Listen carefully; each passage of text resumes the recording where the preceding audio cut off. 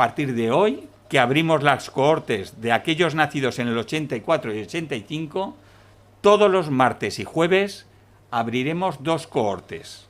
De manera que esta semana abriremos, como decíamos, ya hoy 84-85, el jueves 86-87, el día 8 de julio, jueves, llegaremos a la cohorte de 30 años, saltaremos a los 29 años. Eso significa que a partir de esa fecha se podrán citar, no que se vacunarán, sino que se podrán empezar a citar a partir de las fechas que se proponen.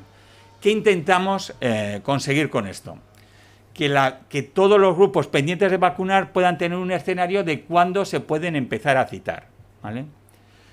Además nos permite que el propio sistema sanitario pueda organizarse también para estos meses. Cabría una valoración, que es, nos saltamos los que están entre 25 y 39 y vacunamos a los de 20 a 25, 18 a 25. O trabajamos algo que también nos parece importante, que es trabajar la sensatez.